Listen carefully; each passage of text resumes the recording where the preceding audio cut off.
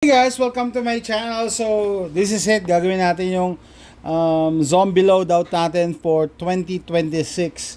So, kanina nung iniisip ko to, kino-conceptualize ko to, kung talagang ipapakita mo yung dadalin mo or yung gear mo, hindi magkakasya sa isang 20-minute or 30-minute video. Mahaba na masyado yon. So, mabilisan lang as much as possible yung basic na pwede nating dalhin or gamitin. We're concentrating on the weapon. So, syempre, isama mo na dyan, you need to have a good pair of shoes kasi you're gonna be walking, maglalakad ka, tatakbo ka. Kaya dapat, komportable yung sapatos mo. And then, water bottle, no? Pwede kang mag-refill ng tubig, pwede kang magpakulo ng tubig, mga ganun. Pero sa weapons muna tayo. Okay, so kanina, nung tumitingin ako ng knife, simula ako sa knife, sabi ko, ano kaya, nagko-collect din kasi ako ng mga knives eh. So, ito yung regalo sa akin ni Charles na bayonet ng M16, M4, or similar variants. And then, ito rin ito, matagal na sa akin to, unbranded knife, latex, plastic or kydex yung holster. Napaka-importante para sa akin yan. And yung length, sabi ko mahaba, mas maganda gamitin to, no? Tapos metal, pwede pampukpok, pang pummel, and then medyo mahaba yung blade niya. So bago ka makagat, masaksak mo na, di ba? So, kaya sabi ko.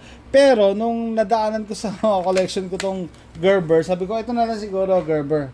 Yung Gerber na survival or bushcraft knife nila kasi kompleto na siya. May whistle, tsaka may fire starter. Whistle when you're looking for help. Fire starter, syempre, napaka-importante, 'di ba? Sabi, zombie apocalypse, walang papasok para magpatakbo ng Meralco, ng Nawasa. So, 'yun, walang grocery. So, kailangan mo talaga ng survival knife, no? And ito maganda, meron pa siyang manual. Ayan, may mga signal pa siya for survival. Sabi ko, sige, ito na lang napili ko, no? Bear Grylls Gerber survival knife. Ayan. And for the slightly bigger knife, kailangan natin machete, no? Naghanap ako, ito siguro isa sa mga hindi pa ako satisfied. Titingnan ko, wala pa talaga akong makita na machete ko na na yung gusto ko. Okay, ano yung gusto ko? Gusto ko yung medyo mahaba ng konti and medyo mabigat. Para pagka pinang-chop mo, merong momentum. Kasi yung magagaan. Meron ako dyan, cold steel, kaso maliit lang, tsaka magaan. Ayoko doon. Ayoko nun. So, eto, parang copycat nga lang to ng Gerber eh. Nabili ko to sa eBay eh. Kasi yung kulay ginaya, no? Pero gusto ko yung feel niya. At saka yung length.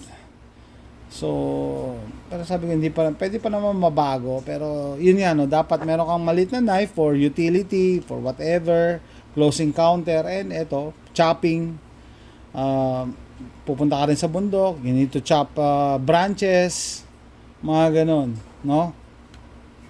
So, sabi ko, right off the bat, ito na muna dadamputin ko, yung mabilisan lang, yan yung nandyan eh, di ba? So, sabi ko doon sa mga kaibigan natin na itatag natin later on, kung ano yung meron ka, hindi yung wishlist mo. So, ito yung nandito, meron ako ibang mas maliliit, ayoko nun. So, ito, just in case, dalian, pumunta kang zombie apocalypse, merong announcement, defend yourself, ito, dadamputin ko to. No? Yan. Pero siyempre, in the future, pwede nating palitan yan or i-upgrade. And in terms of pistol, so, syempre, marami rin akong mga pistols, pero ang pumasok sa isip ko is Glock. Okay, by the way, lahat ng makikita nyo firearms were safety check prior to filming. Glock and a good holster. So, ito, chest rig to. Chest rig. Wala magazine. Pakita ko na mga safety Nazis dito eh. Yan. So, Glock 22 which is a 40 caliber. Pwede rin naman to kasi if you want more power than the 9mm, Sabi ko sa inyo, big fan ako ng 40 caliber eh. No? So I think it's a good option, yung still a good option ang 40 cal. Ang problema lang sa 40 cal in the event of a zombie apocalypse, baka magkahirapan maghanap ng bala. Baka yung the odds na may madadampot kang 40 caliber sa kalsada very slim to none. Pero ang maganda sa Glock platform kasi is yung magazine availability. Marami akong magazine ng Glock dyan eh. And high cap pa nga yung iba. By the way, if YouTube is watching, nothing is for sale in this post. This is just a show and tell video, educational and entertainment purposes only.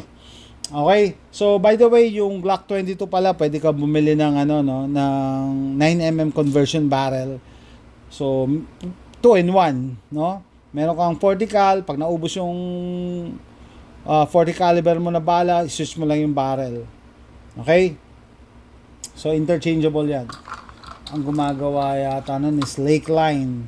Tapos, syempre, sabi ko, you need a good holster. So, gusto ko yung chest holster para ma-free yung kamay ko. At saka yung waistline ko, walang ganong sumasabit pag may ginagawa ako. Okay? Plus, para sa akin, mas mabilis bumunot ng chest holster. Anyway, zombie apocalypse naman eh. Wala nang problema sa sa open carry. Wala na ganun.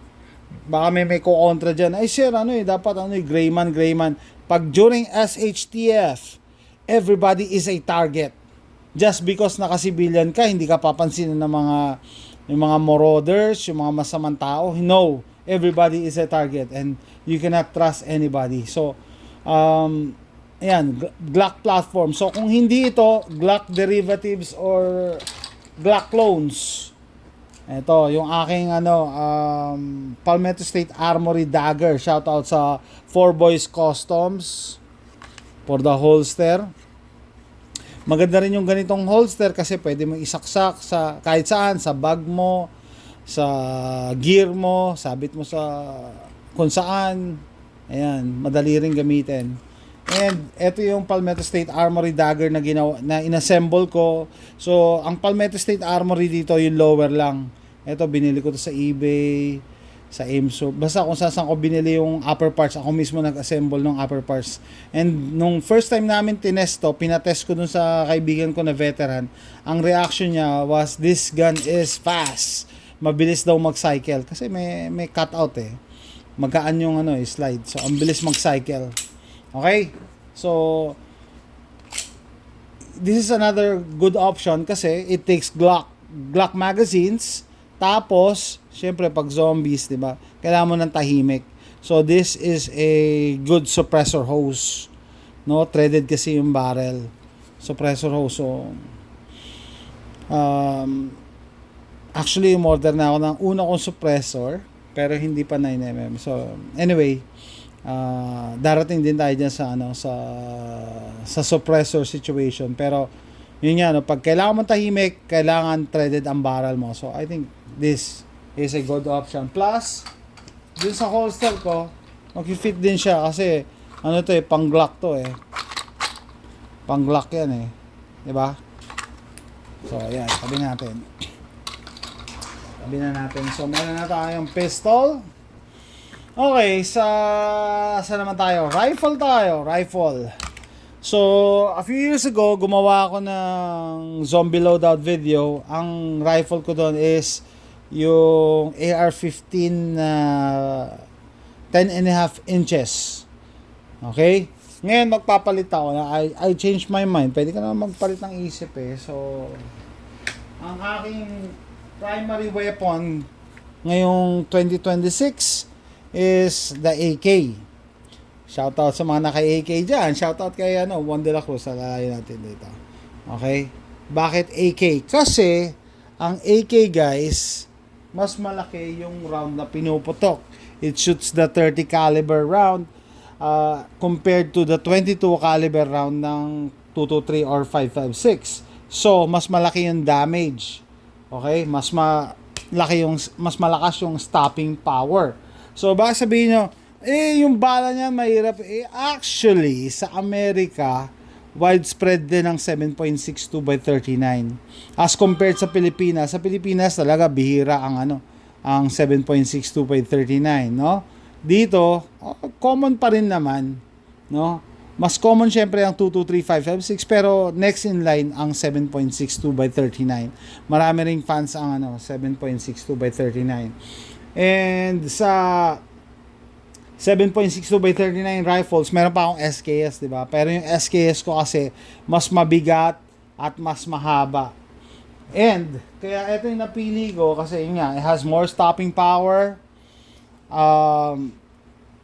Kung tutusin guys, pagka nagkaroon ng zombie apocalypse, hindi na ako mas pinaghahandaan ko yung mga masamang tao during an SHTF situation or yun nga no, or a crisis situation. Kasi yung masasamang tao, maggugrupo-grupo yan and then maghahanap yan ng armas and then maghahanap yan ng mga prey or bibiktimahin. So dapat kaya mo mag-defend sa sa mga tao din na may barel. Okay? Don't expect na puro zombies lang ang kakalabanin mo. Ako talaga ang na-realize ko kung ipa-pattern lang natin sa mga movies and sa mga TV shows, mas delikado yung mga armadong masasamang tao. So, ito rin ang napili ko kasi yung aking red dot setup na shoutout kay YouTube, buti hindi ako na-demonetize, nag-install tayo ng Sig Romeo 5. Kasi ito, quick detach lang yung yung optics mount ko, quick detach. Okay? So syempre, zombie apocalypse, most probably maubusan ka ng battery para sa red dot mo. So dapat naka ka lang, irons ka lang. And syempre, ito naman, reliable naman to sa irons. So, stopping power, availability of ammo, siguro sa stopping power, 5 out of 5 to. No? 5 being the highest. Availability of ammo, 4 out of 5. And then, sa, easy to carry, kasi naka-polymer furniture naman ako eh. No, hindi katulad ng mga naka-full wood na AK, mas mabibigat yung mga yon. So, siguro 4 out of 5 na rin to in terms of ease of carry. And may napanood ako isang video, napaka-intuitive daw ng AK na kahit yung taong walang alam sa barel, kahit paano, malalaman niya paano to i-operate. Naniniwala ba kayo sa ganon? Una-una, yung safety niya, ganyan. Pagka inatras mo dito, hindi niya mararak, di ba? Naka-safe. Pero pag binaba mo, yan, macha-charge niya yung charging handle. Common sense nga naman. Kasi yung safety niya expose eh. Kita mo na, hindi niya marak all the way. Pero pag nakababa, mararak niya. Macha-charge niya. Siyempre, pull the trigger. Ganun lang. So, kaya nga 'di ba sa mga ibang bansa, yung may mga conflicts, kahit mga bata gumagamit ng AK. Mas madali kasi i-operate eh. So, yun. Pero ang pinaka reason kung bakit ito pinili ko is yung stopping power ng caliber niya. Kasi yung 223.556, although potent siya sa mga tao, kasi ang tao hindi naman insta-kill talaga eh. 'Di ba pagka 223.556, basta na-damage mo yung tao, out of the fight na. Pero pag zombie, kahit barilin mo yan ng ilang beses sa 22, di ba? Lalapit pa rin sa'yo kasi wala nang pakiramdam yan, walang pain. So hypothetical lang usapan natin Please limit the laughter. Okay? So tapos sa rifle round pala na to, meron ako may mga hollow point ako. Hindi ko lang nalabas. So yan, ito ang main battle rifle natin, pang zombie saka pang tao. And siyempre, last but not the least, the weapon. Siyempre, pagka may zombies, dapat may shotgun ka. So, ito yung napili ko among my shotgun collection. TEDNA P12 Turkish shotgun. Hindi naman to ganong sikat, pero nakapattern to sa Remington 870. Aluminum ang nito. Ang frame, ang receiver, no? Yung Mossberg kasi steel lang receiver. Meron din ako Mossberg kaso mas mabigat 'yon. No, so mas gusto ko yung Remington 870. It's lighter than the Mossberg, mas resistant sa corrosion, and mas marami akong nakita na naka-pattern. Maraming nangopya ng Remington 870 as compared sa Mossberg. So, meaning, pag nagkaroon ka ng problema, parts or whatever, mas malaki chance mo makakuha ng Remington 870 part. Tapos, yun, usually, mga shotguns, bead sight lang. Pero ito, naka-peep sight, kaya gusto ko. Tapos, naka fiber optic front sight. Naglagay ako ng sling mount. And, magazine extension. Ay, kinakalawang dito ko. Magazine extension. Tapos, ito breacher, muzzle brake. So, big fan ako ng mga muzzle brake. So, nakita ko nito sa shotgun. Why not, di ba? Why not? Choke nut, makakatulong yan sa recoil. Tapos, ito nga, breacher. Pang open ng mga pinto. And then, pag tao, pwede mo rin yan. Na makakasakit yan. And ito, importante. Nag-iisip ako, sabi ko, ano pala yung melee weapons? Ano yung mga melee weapons? Panghambalos. Hindi pa ako makapag-decide. Meron ako dyan, aluminum baseball bat. Pero, I don't know. Kasi sabi ko, dual purpose pala tong napili ko na na Remington 870 clone, TED na. Kasi remember yung niregalo sa akin ni Charles na na knife / bayonet. Teka, baka hindi gusto ni YouTube hindi ko papakita. Okay?